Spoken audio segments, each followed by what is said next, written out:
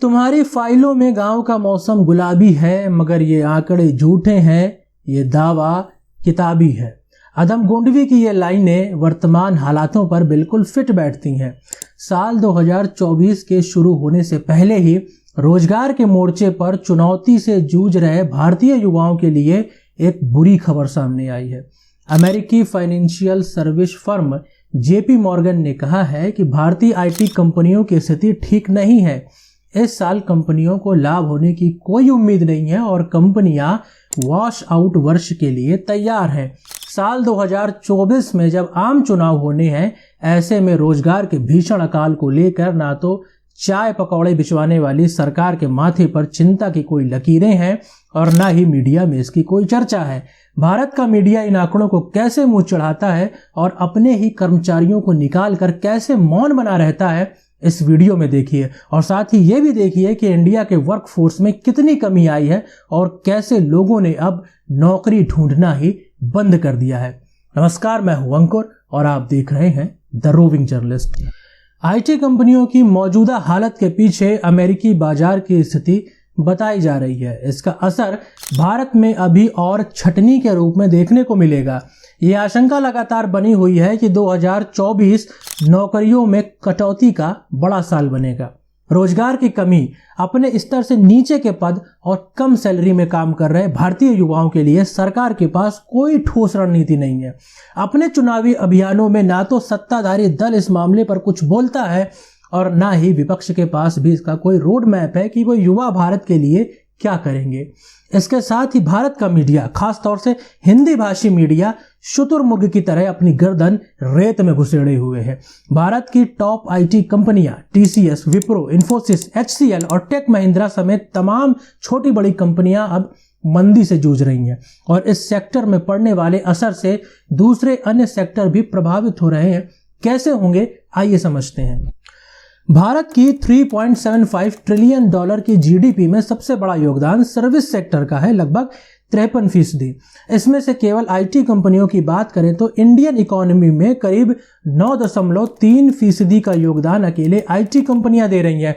245 billion dollar की यह industry वैश्विक आउटसोर्सिंग के बाजार में 56% हिस्से पर कब्जा रखती है। भारत में करीब 54 लाख लोगों को रोजगार सिर्फ आईटी कंपनीज से मिला है। यह क्षेत्र न केवल प्रत्यक्ष रोजगार देता है बल्कि transportation, real estate, catering, security, housekeeping जैसे तमाम उद्योगों के विकास को भी बढ़ावा देता है। इससे आप अनुमान लगा सकते हैं कि इस क्षेत्र में आई मंदी का असर कितना गहरा होगा। बिजनेस टुडे में ऑल्ट इंडेक्स के डेटा के हवाले से छपी रिपोर्ट के मुताबिक साल 2021 की शुरुआत के बाद से ही टेक कंपनियों ने लगभग 4 लाख से ज्यादा छटनी की है। साल 2022 में 2,02,000 और साल 2023 में 40% ज्यादा 2,26,000 लोगों की छटनी हुई है। हालांकि छटनी और उससे डायरेक्ट और इनडायरेक्ट रूप से प्रभावित हुए लोगों का आंकड़ा इससे कहीं ज्यादा है। अंग्रेजी मीडिया वेबसाइट मिंट में 25 फरवरी 2023 को छपी एक रिपोर्ट में कहा गया है कि अलग अलग कारणों से आई मंदी की वजह से रोजाना 2,700 लोगों यानी 2,700 लोगों ने डेली अपनी नौकरी खोई है। लेकिन वहीं अगर आप हिंदी मीडिया में इसके बारे में सर्च करेंगे तो आपको मुंह चढ़ाती हुई ऐसी हेडलाइंस मिलेंगी। ये भारत में रोजगार बढ़ने का दावा करते हैं और छटनी को मामूली बताते हैं। एबीपी न्यूज की हेडलाइन जो मैंने अभी आपको दिखाई, इसी नेटवर्क के 50 से ज्यादा पत्रकारों को इसी साल जून महीने में नौकरी से निकाल दिया गया। इसी नेटवर्क ने उत्तर प्रदेश में जोर शोर से लॉन्च किए गए एबीपी गंगा चैनल और पंजाबी चैनल एबीपी सांझा को बंद करके सैकड़ों पत्रकारों को पैदल कर दिया। आपके लिए यह मामूली छटनी हो सकती है, लेकिन जो लोग धड़ाधड़ निकाले जा रहे हैं उनके परिवारों का दर्द पूछिए। बात खुली है तो कुछ और आंकड़े आपके सामने रखते हैं, क्योंकि मैंने इस इंडस्ट्री को करीब से देखा और जिया है। असल में मंदी सिर्फ आईटी तक ही सीमित नहीं है, जिसके लिए अमेरिकी बाजार का हवाला दिया जा रहा है। इसकी आंच लगभग हर सेक्टर में है और सरकारी गुणगान करने वाला मीडिया, खासतौर से हिंदी भाषी मीडिया, मंदी की आंच में झुलस रहा है। लेकिन इनके पोर्टल्स, इनके चैनल्स, इनके अखबारों में इसका कहीं कोई जिक्र नहीं है। कभी कभार सोशल मीडिया पर या मेन स्ट्रीम मीडिया से अलग कुछ वेबसाइट्स में इनके बारे में जरूर छप जाता है। न्यूज लॉन्ड्री नवंबर 2022 का एक आर्टिकल देखिए। जी मीडिया में 350 पत्रकारों की छटनी।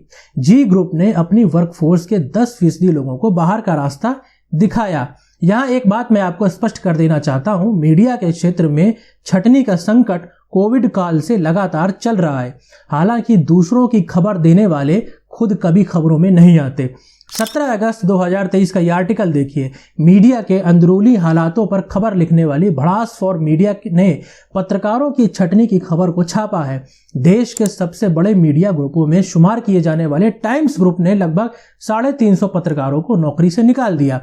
13 जून की खबर है, संसद टीवी ने 3 दर्जन पत्रकारों को बाहर का रास्ता दिखाया। डिजिटल मीडिया में हाइपर लोकल खबरों के लिए देश भर में विभिन्न भाषाओं में शुरू किए गए पब्लिक और पब्लिक वाइब जैसे बड़े ऐप 2 सालों में ही धराशायी हो गए और सैकड़ों की संख्या में मीडिया कर्मी अपना रोजगार खो बैठे। ये सिर्फ कुछ वानगी भर है। लगभग हर मीडिया संस्थान में पत्रकारों की छटनी हुई है। कहीं लिखित रूप में हुई, कहीं अलिखित रूप में हुई। इसके अलावा वेतन, छुट्टी और काम के घंटे लगातार मीडिया कर्मियों के लिए अलग से चुनौती बने हुए हैं। लेकिन जिस पत्रकार से जनता उम्मीद करती है कि वो उसके हक की आवाज बने, वही पत्रकार कितना दबा और कुचला हुआ है, इसका अंदाजा आप में से बहुत से लोगों को नहीं होगा। अब बात आती है स्टार्टअप्स की, जिसके बारे में कहा जाता है कि भारत में नौकरी देने के मामले में स्टार्टअप बड़ी तेजी से आगे बढ़ रहे हैं। लेकिन वास्तविक हालात क्या है, आइए समझते हैं। भारत की बात करें तो रिपोर्ट के मुताबिक साल 2023 तक 92,683 मान्यता प्राप्त स्टार्टअप हैं। इन स्टार्टअप्स में 100 से लेकर 500 कर्मचारियों की संख्या है। बड़े स्टार्टअप में केवल 100 यूनिकॉर्न कंपनियां हैं जिनका साइज 500 से 1000 कर्मचारियों का है। यूनिकॉर्न कंपनी का मतलब ऐसी कंपनी से है जिनकी बाजार की वैल्यूएशन $1 बिलियन के पार जा चुकी है। स्टार्टअप को बढ़ावा देने के लिए केंद्र की मोदी सरकार ने स्टार्टअप इंडिया जैसी स्कीम की शुरुआत बड़े जोर शोर से की। बड़ी संख्या में स्टार्टअप खुल रहे हैं, लेकिन हकीकत यह है कि भारत में 80% स्टार्टअप 5 साल से आगे नहीं बढ़ पाते। स्टार्टअप के सेक्टर में छटनी की बात की जाए तो पिछले 2 सालों में 91,000 से ज्यादा कर्मचारियों को नौकरी से निकाला गया है। एक और बात यहां बहुत गौर करने वाली है कि ये सार्वजनिक आंकड़े हैं, यानी इससे भी ज्यादा आंकड़े हैं जो पब्लिक डोमेन में है ही नहीं। यानी हमारे इकोनॉमिक सिस्टम पर कितनी बड़ी चोट पहुंच रही है आम जनता के सामने, उसके आंकड़े ही सही नहीं है। ये चिंता जताई है तमाम स्टाफिंग फर्मों ने। जो आंकड़ा सार्वजनिक रूप से मौजूद है, वास्तविक आंकड़ा उससे 3 गुना ज्यादा हो सकता है। आप सोचकर भी दंग रह जाएंगे। मौजूदा समय में छटनी की वजह फंडिंग की कमी है। बाजार में पैसा है नहीं तो लोगों की नौकरियां सुरक्षित कैसे रहें। स्टार्टअप्स को मिलने वाली फंडिंग की स्टडी करने वाली रिपोर्ट्स बताती हैं कि इस साल 2023 तक स्टार्टअप्स को मिलने वाली फंडिंग में 70% तक की कमी आ चुकी है। भारत में सरकारी दावों से अलग अगर स्टार्टअप्स के फेल होने का भी आंकड़ा देखें तो ये आंकड़ा बेहद बड़ा है। बाहरी चमक धमक दिखाने वाली ये सरकार भले ही बड़े सपने दिखाने के दावे करे कि भारत में स्टार्टअप्स की सफलता की दर दुनिया में सबसे ज्यादा है, लेकिन अंदर की हकीकत बेहद सड़ी हुई है। IBM institute for business value के द्वारा किए गए एक अध्ययन के मुताबिक 91% स्टार्टअप्स पहले 5 सालों के अंदर ही फेल हो जाते हैं। स्टार्टअप कल्चर बढ़ाने की बात करके बेरोजगारी के सवाल से पल्ला झाड़ने वाली इस सरकार के लिए IBM की यह रिपोर्ट मुंह पर तमाचा मारने के समान है। इतना ही नहीं, सवाल तब भी उठे थे जब नेशनल क्राइम रिकॉर्ड ब्यूरो ने आंकड़े जारी करके बताया था कि पिछले 1 साल में देश में आत्महत्या के सबसे ज्यादा मामले स्टार्टअप्स की नाकामी से जुड़े रहे हैं। लेकिन सवाल उठाने वालों को यह सरकार कैसे उठा लेती है, ये सब आप लोग पिछले कुछ दिनों से देख चुके होंगे। दोस्तों, एक और बात कि रोजगार का अकाल इतना बड़ा है कि लोगों ने अब नौकरी ढूंढना ही बंद कर दिया है। दैनिक भास्कर में साल 2022 तक के आंकड़ों के साथ छपी यह रिपोर्ट देखिए। Centre for monitoring Indian economy की एक रिपोर्ट के मुताबिक भारत की रोजगार की समस्या एक खतरनाक रूप ले रही है। इस डेटा के मुताबिक सही नौकरी नहीं मिलने से निराश होकर लाखों भारतीय, खासतौर पर महिलाएं, वर्कफोर्स की लिस्ट से पूरी तरह बाहर होती दिख रही हैं। इस ऑर्गेनाइजेशन की रिपोर्ट में यह भी बताया गया है कि भारत में 90 करोड़ लोग रोजगार के लायक हैं। इनमें से ज्यादातर युवा हैं जिनकी उम्र बढ़ रही है, लेकिन काम न होने की वजह से उनकी आमदनी उस रफ्तार में नहीं बढ़ रही जिस रफ्तार में दुनिया के दूसरे देशों में बढ़ रही है। और अगर यही स्थिति रही तो भारत सबसे ज्यादा वर्कफोर्स के बावजूद तरक्की का मौका खो देगा। इसी रिपोर्ट में 2022 के आंकड़ों के मुताबिक एमएसएमई मंत्रालय के रिक्रूटमेंट पोर्टल पर नौकरी चाहने वालों की संख्या में 86% और पदों की संख्या में 71% की कमी आई है। 2022 में एमएसएमई टूल्स रूम और टेक्निकल इंस्टीट्यूशन से 4,70,083 युवा पास होकर निकले हैं, लेकिन पोर्टल पर सिर्फ 133 लोगों के लिए वैकेंसी थी।